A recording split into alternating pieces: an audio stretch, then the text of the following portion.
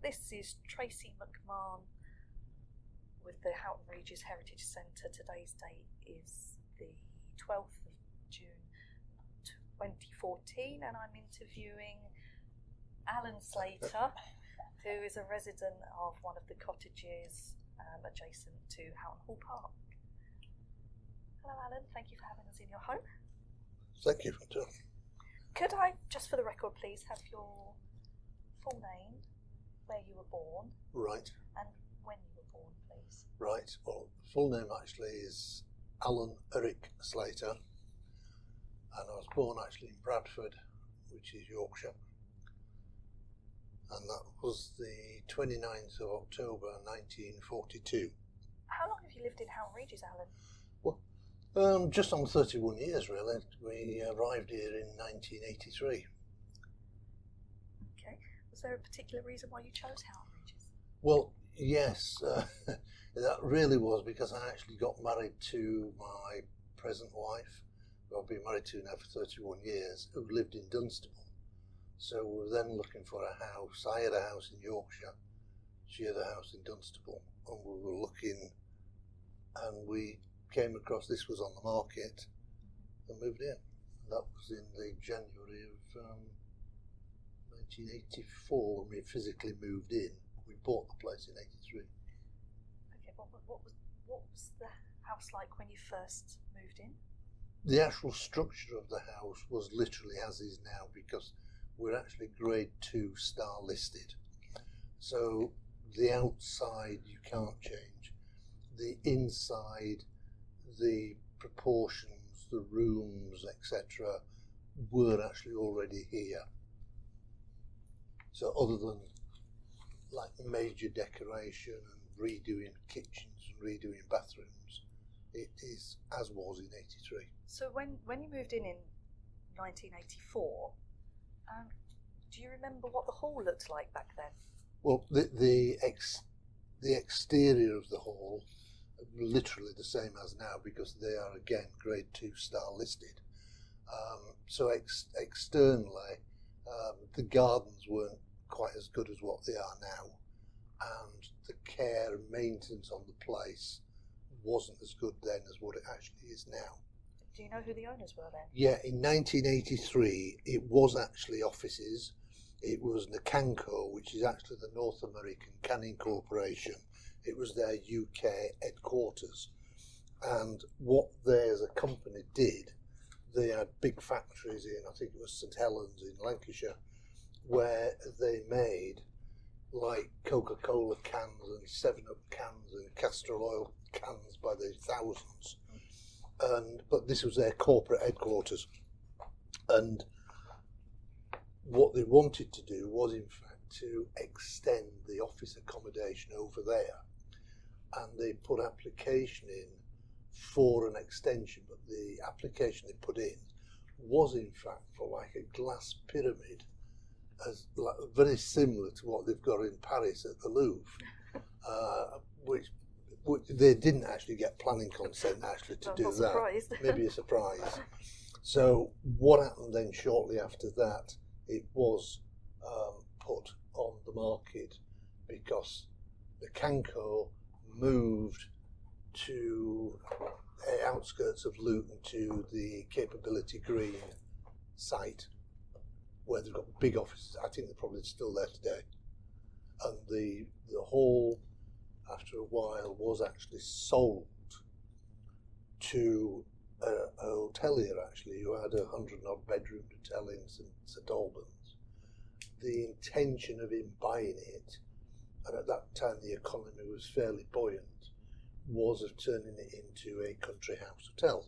Do you remember what year that was? If I had a rough guess, probably about 89, probably. That I'm not sure on that one. But the scheme of the application that went in for planning was that there would be a bedroom block of about 40 bedrooms built on the side of the existing hall. I don't think the proposed quality of what was intended with the new build was in keeping with a grade 1 star or grade 2 star listed building, and that was actually turned down. We not that it probably made that much difference, but we objected on the grounds that the car parking facilities weren't large enough for the number of guests or the number of staff who would have cars, or for functions and receptions, etc. And the fact that I was in the hotel business, I've been for 40 years.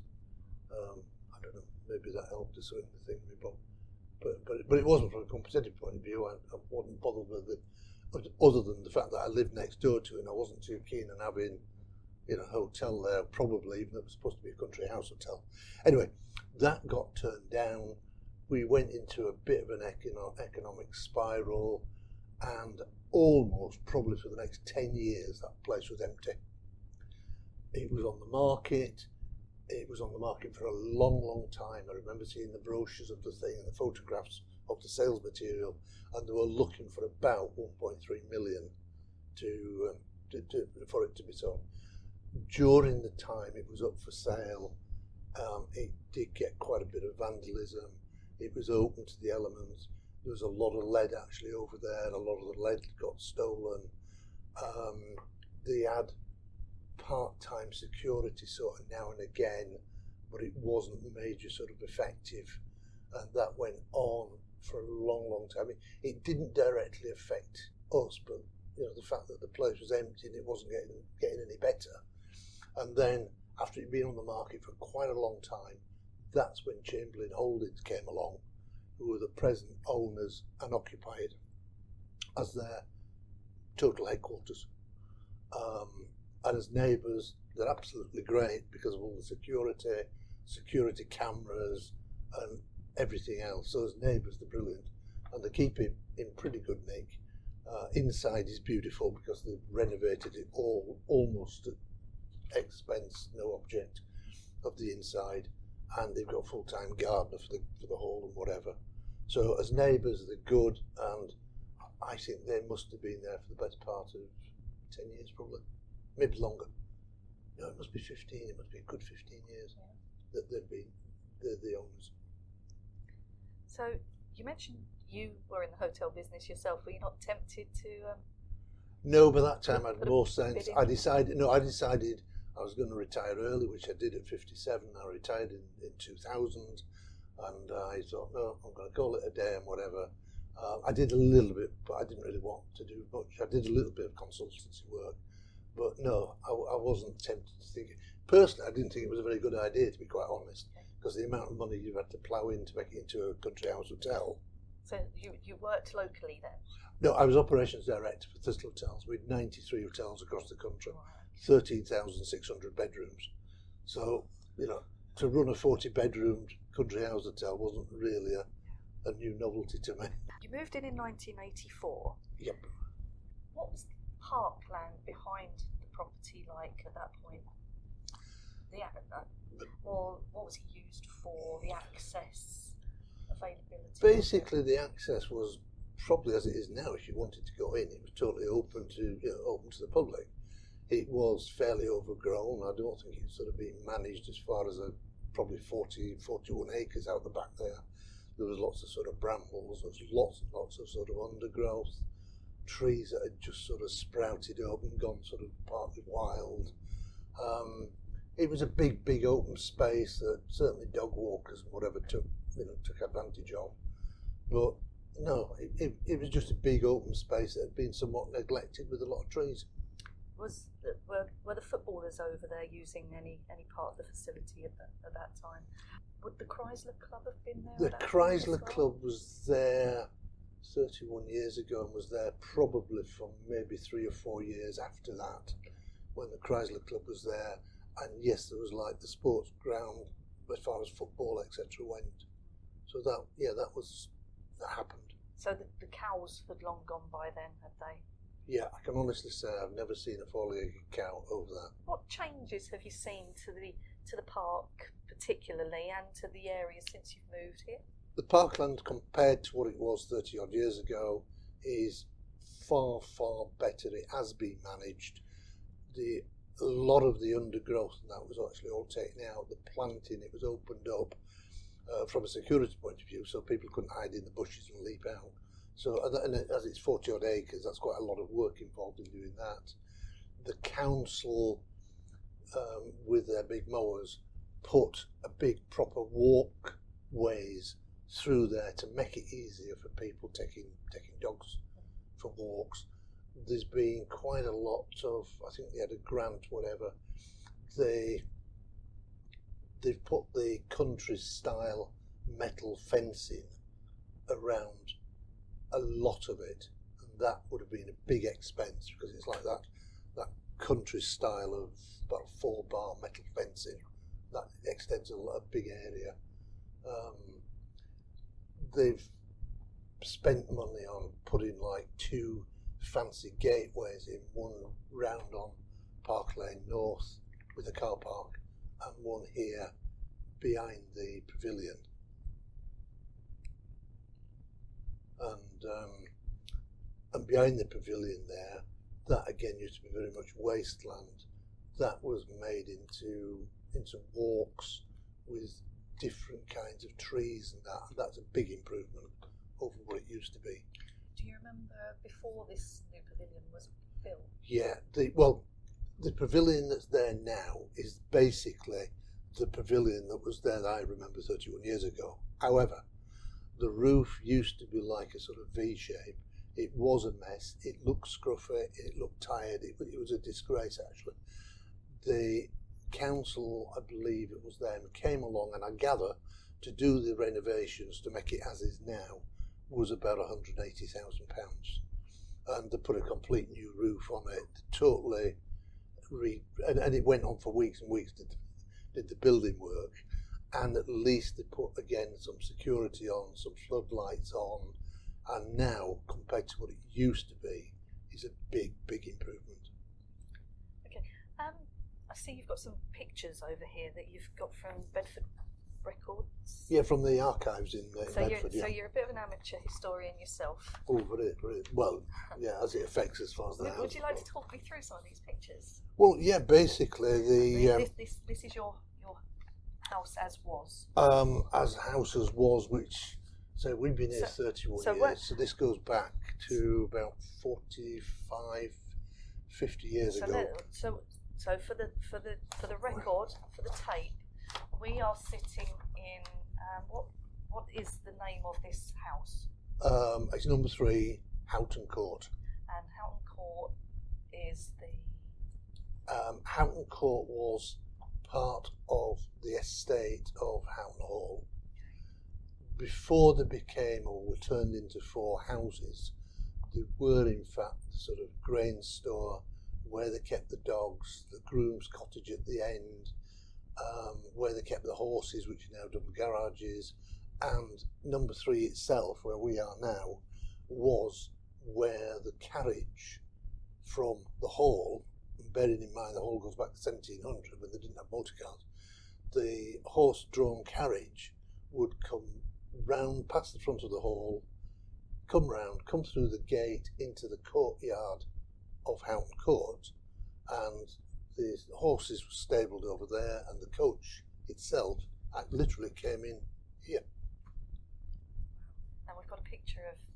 Well, we've got a picture of the front there with the double gate, well, the double doors actually, as to where the coach, where number 3 is now, and that is absolutely totally different. There's no dormer windows in that section, but the other part of Houghton Court, the dormer windows are there, the chimneys are there, but the ground floor has been totally changed in making it into 4 houses. Now your property doesn't have a chimney, the others do. Yeah, which I'm very pleased about because they are very, very big tall chimneys and maintenance on them isn't, and whilst it would be lovely to have a big roaring log fire, I'll forgo that for not having to worry about chimneys.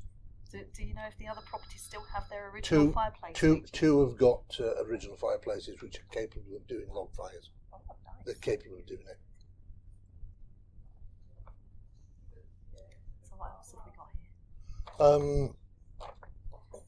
There's the shot of the of the gateway into the courtyard, which is this one, and I think these photographs go back to about 1954 when they were taken, is a very scruffy, battered wooden gate at the entrance into the courtyard, and what is now 4 double garages were fairly dilapidated outbuildings, and the courtyard itself looks pretty scruffy and tired, etc.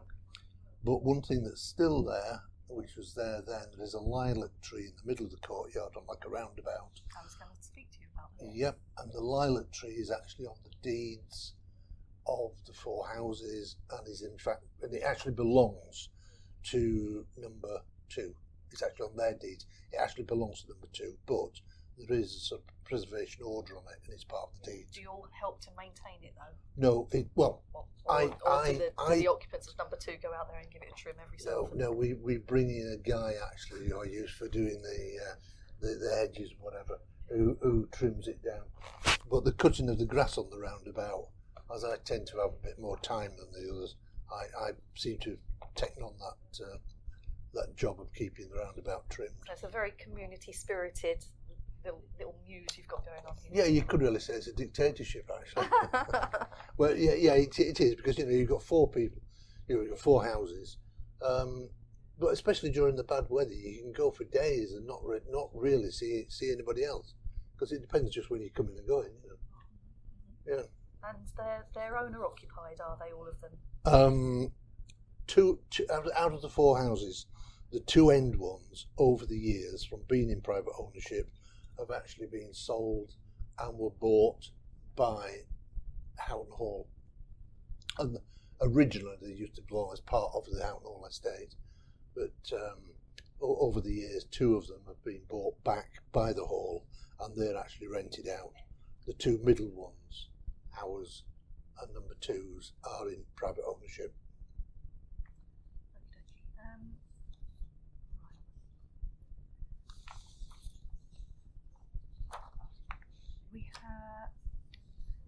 I was speaking to you earlier, wasn't I, about these outhouses that are now garages as well. They're not very big, apparently, are they? Well, you can get you could get a Land Rover in. You can get a 4-wheel drive in.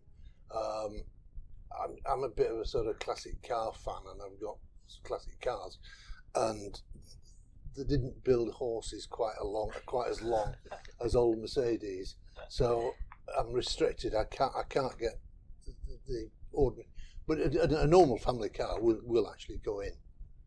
So following on from that, you're a bit of a collector of cars.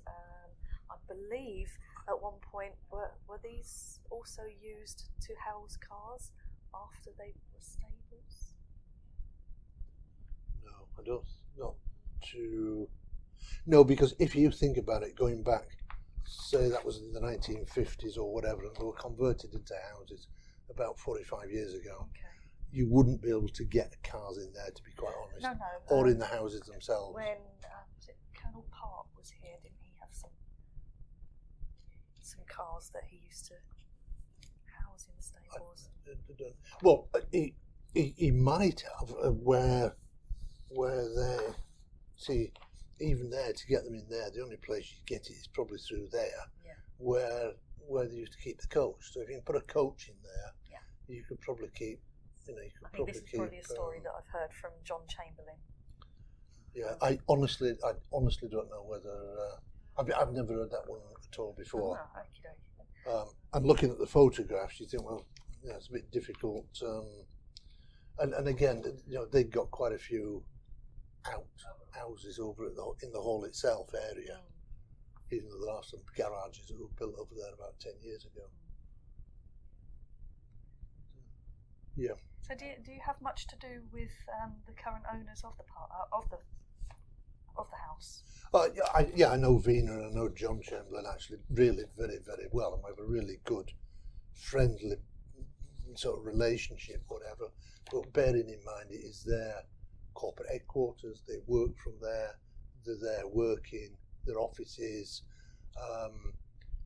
Most of it is, if it affects them or it affects us, you know, if we're going away, I mentioned to Vina so she can mention to their security to, you know, to keep an eye open, sort of thing, to be on the safe side. But no, we get on very well because you know, I respect what you know, what they've got, what they do, and whatever. And if I can use their influence, if it helps the neighbourhood, because John is very conscious of. I know it's their offices, but it is a beautiful, beautiful office setup, and they bring, because most of their property they deal with are big industrial estates, and you're talking about very high-powered people who come for meetings to the hall.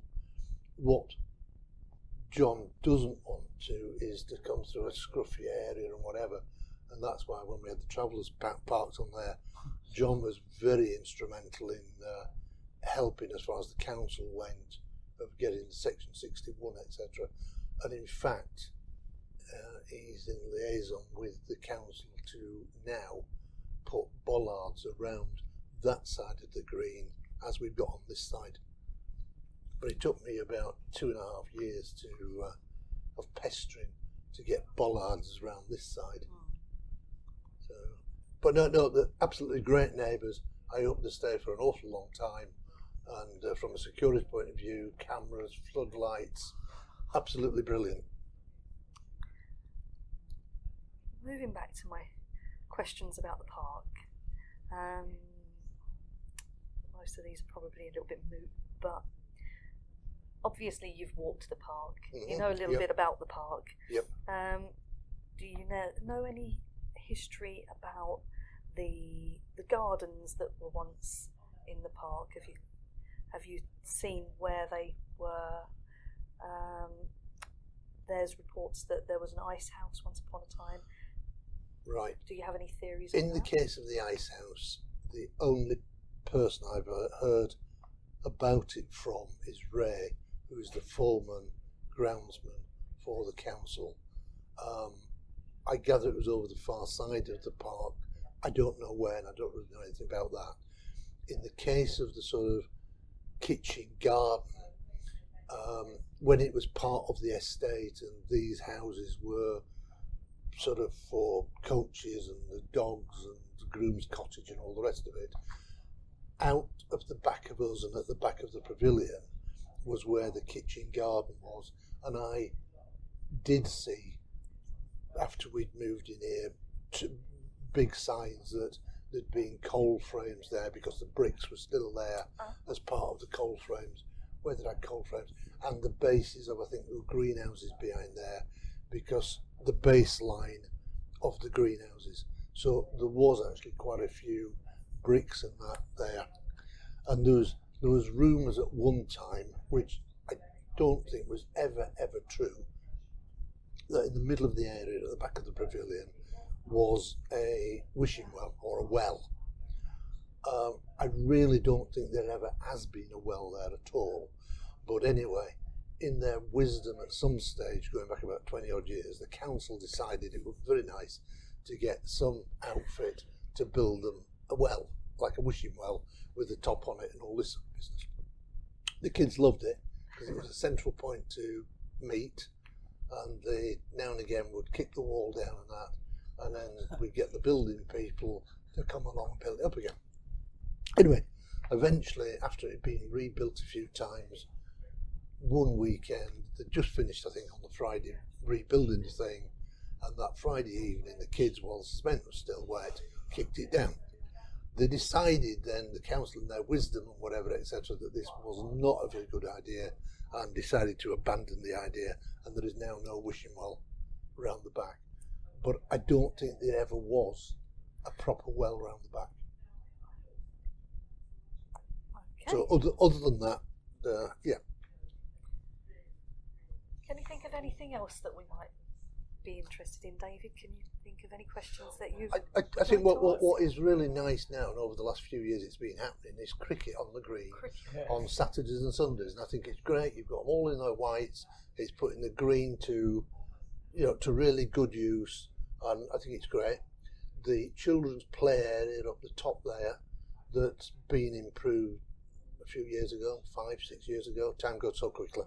that when the weather's decent is really used by a heck of a lot of kids who obviously get a lot of pleasure from it, with loads of mums there, Yeah, it's etc. nice to see families interacting like that, getting them out of the house, away from their TVs. Yeah, but it's lovely again as far as, you know, when it's the May Day, the classic car show in September, the carnival. The carnival's a very important one as well, and it's great to see the green being used for the community. It's great. Yeah. Have you entered any of your vehicles into the classic car? Yeah. In the first year and the second year, and this coming September, I've got two of the vehicles in. Yeah. On the classic car thing. I don't have very far to go, do I? No, you don't, do you? I don't use much petrol. I can always push them out there. Yeah. Have you heard anything about any hauntings in the park or in the house? No, I haven't. You've never seen anything yourself? We've never, no. Never had any sort of feelings, weird feelings or weather ever. And when I used to be in the hotels and I used to